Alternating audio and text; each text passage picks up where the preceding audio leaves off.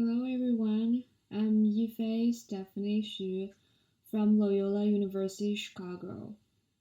This study is completed by me and my professor, Dr. Chris Im. I'm going to present social media influencers and social impact. Do they make or break this digital PR ecosystem? With the focus of ethically incorporating influencers in PR practices. The agenda is as follows.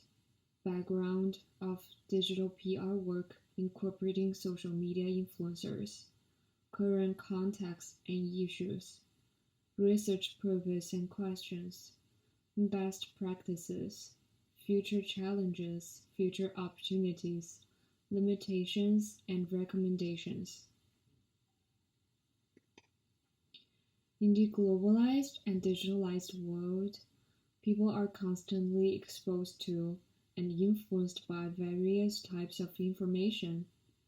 The PR field of work also experiences this shift from our traditional channels to new types with influencers. We see such examples all over the place on social media. In this developing trend, setting standards and discussing related practices have become essential. Nowadays, the demographics of social media application users are very diverse. They are from all over the world of all genders. Different interests are also included since influencers across platforms have covered almost countless types of focuses such as fitness, beauty, technologies, traveling, cooking, etc. People can easily find and follow influencers from the categories based on their interest and preference. Globally, more than 2.8 billion people, which is equivalent to 37% of the world's population, are on social media. Younger generations, especially Gen Z, tend to spend more time on social media for searching for information, aimlessly browsing, and making connections. The age factor is a strong determinant of setting standards for influencer-related PR practices. The main approaches of current context come from authorities, companies, and PR agencies. These three approaches work collectively in motivating and generating the order of influencers' performance on social media. The government authority has been engaging in these influencers' content production practicing the right as a policymaker. The authority level has recognized that the emerging industry of influencers might use the gray area to advertise certain products without disclosure. Media consumers may not be able to tell whether the influencers are trustworthy. There is a high potential of trust the wrong information. To protect media consumers in general, the Federal Trade Commission of the United States has been working on stopping deceptive ads. They announced specific restrictions toward deceptive ads, asking influencers to open the source of products to their audience. If they fail to do so, there might be following punishments. Well, the issue is that some companies have not yet realized the differences between PR and marketing. PR is supposed to help maintaining a positive reputation for a company, and marketing focuses more on promoting or selling products. Two of them work together to complete business goals. The research purpose and question for this paper is to discuss impacts of social media and influencers as well as bring an awareness to the topic of ethically incorporating influencers in PR practices. The central question is that do influencers make or break the digital PR ecosystem? Currently, the issue of influencer marketing mishaps include false claims, miscommunication between companies and influencers, deceptive ads, etc. A recent problematic example is about the makeup artist and influencer Pony Park. She has over 5 million subscribers on YouTube and over 7 million subscribers on Instagram. Her talent was recognized globally by launching her own line of beauty products with global companies such as MAC Cosmetics and Morphe. However, she was caught for including undisclosed ad endorsements on her YouTube channel. The false claims about products' efficacies and undisclosed sponsorships are violating PR ethics. She then faced boycott from her followers. She posted an apology video on her YouTube, trying to save her public appearance. The boundaries between digital PR and influencer marketing is already blurred. Fundamentally, digital PR is to find mutually beneficial relationships between companies and consumers. PR professionals need to protect the free flow of information, use earned media, meaning there's no pay for display. On the other side, influencer marketing is to increase store or web traffic, encourage consumer engagements with brands, and improve further conversions such as sales or sign-ups, etc. Luckily, some companies are dedicated to ethical approaches and produce pioneering influencer PR work. Apple set an exceptional example for science and technology companies.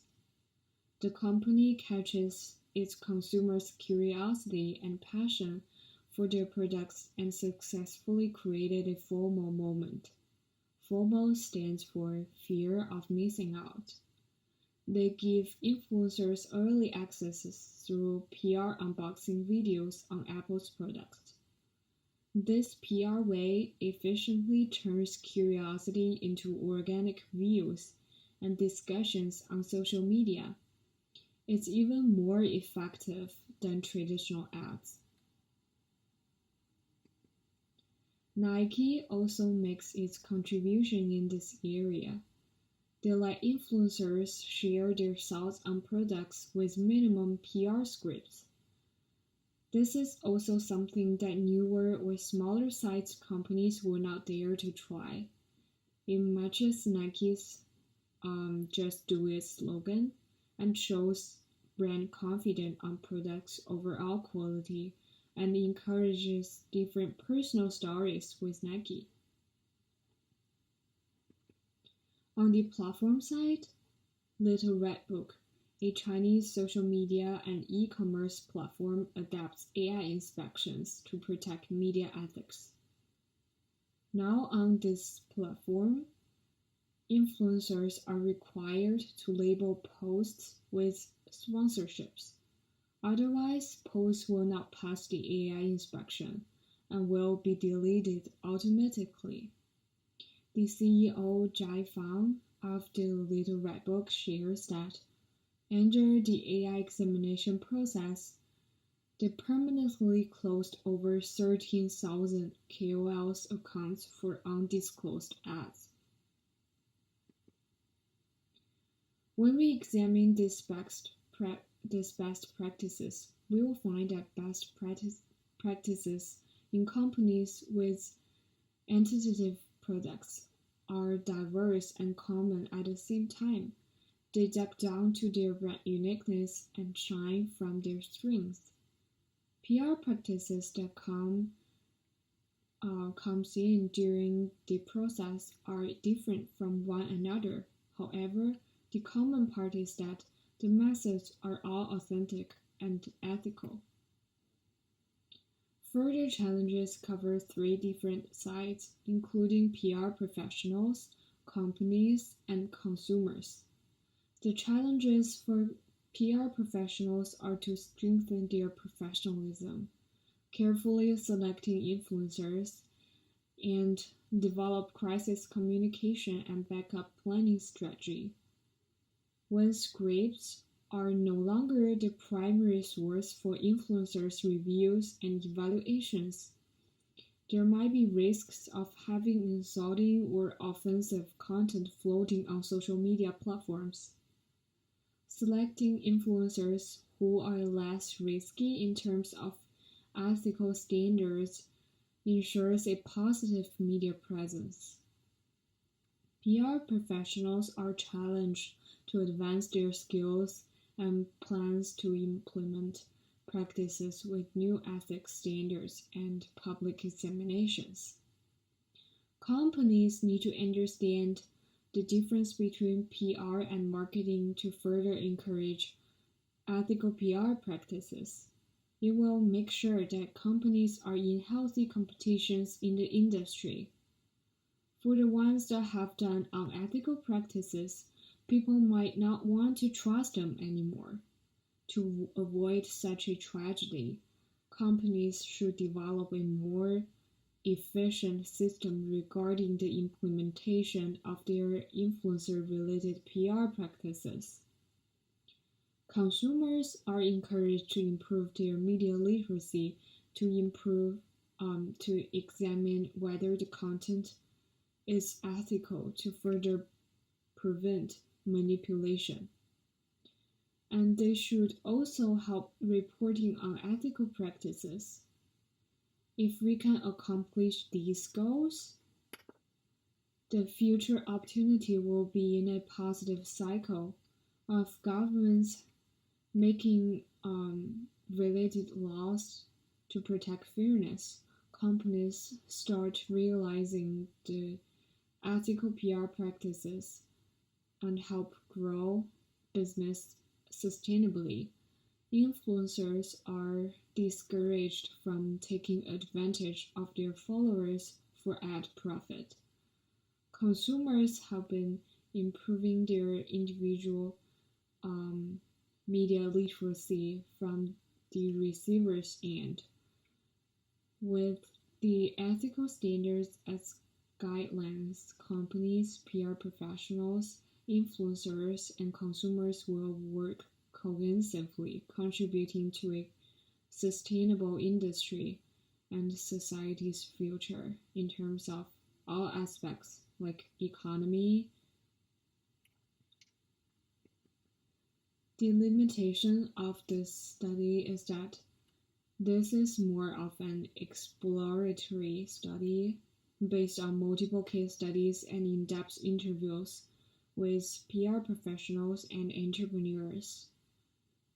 For the future study, the recommendation is that to look into it with empirical data-driven studies to measure consumers' understandings and perceptions on influencer marketing, as well as suggestions for improvements to build up a robust digital PR ecosystem.